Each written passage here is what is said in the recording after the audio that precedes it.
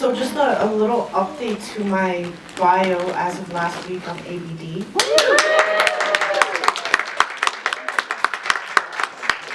Thank you.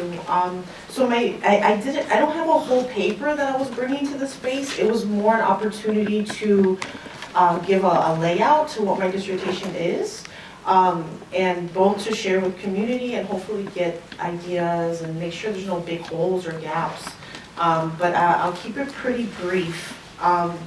So my dissertation has 3 objectives, and the first, I think we have a lot in the literature that's focusing on how have the ideologies and apparatuses of the carceral state transformed and affected the juvenile court system. So I'm going to focus on that in Cook County and Chicago.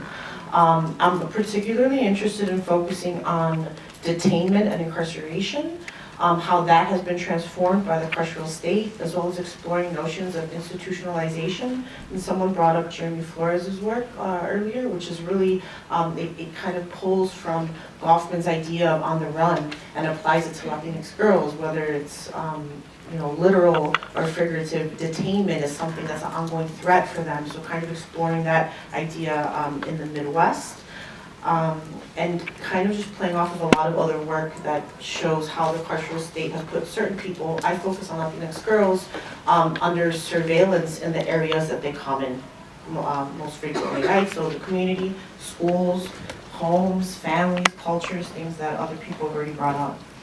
I'm particularly interested, my second objective is looking at the relationship between the juvenile courts and social services, community services, nonprofit services. There's a huge relationship between those things, and there's lists that have been shared with me to probation officers and other court officials of these are the services that we offer, right? Or that we can use, right? So they're not services by the court, but these other social services, and a lot of them involve residential placements. So I'm interested in looking at how do these residential placements, whether they're mental health facilities, drug rehab, group homes, how are they, what does this look like now? How are they replicating the ideologies of the carceral state? How are they functioning similarly to detention centers and these other punitive spaces? And a lot of this was inspired by preliminary observations. As many of you probably know, it's really hard to get into, right, detention centers and spaces like that. So I took advantage of, as a graduate student, doing an internship there, just to get in the space and see like what's important here, what's happening here, what should I study, right? Because going into grad school, I was like, I want to study everything, right? So that was my way of trying to narrow it down, and this is what I saw was just this normality of discussions between girls of different placements that they've been in. Like, hey girl, I remember seeing you at Hargrove, or I haven't seen so-and-so since I was in this place. So just kind of this piece around almost community of young women that centers around all of these different placements. So that leads into my third objective, which is configuring what does all of this detainment and incarceration, what does it mean while focusing on Latinx girls? And what I think it means, and the term that I'm using to describe it, is a web of detainment, which can look differently for different ethnic and racial and gender groups.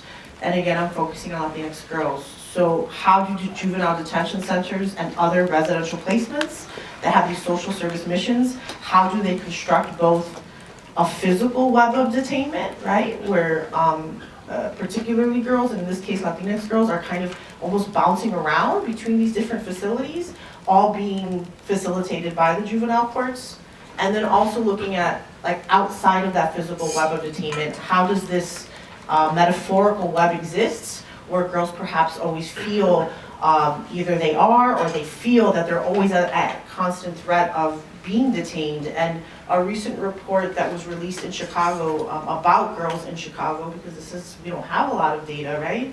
Especially for Latinx girls, because we're not always measuring for ethnicity. The data was just showing these high rates, especially for Latinx girls, of interpersonal violence, dating violence, and even self-inflicted violence.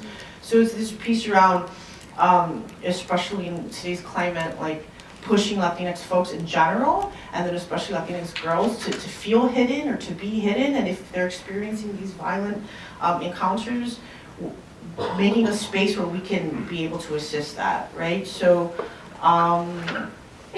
a little, like I have like 30 seconds or so. So for as far as methodology goes, because this is something that we don't know much about, and I'm trying to very much highlight the narratives of Latinx girls, I'm using feminist methodology frameworks and life history interview frameworks. So testimonials and things of that nature, which I think is really strong in expanding knowledge.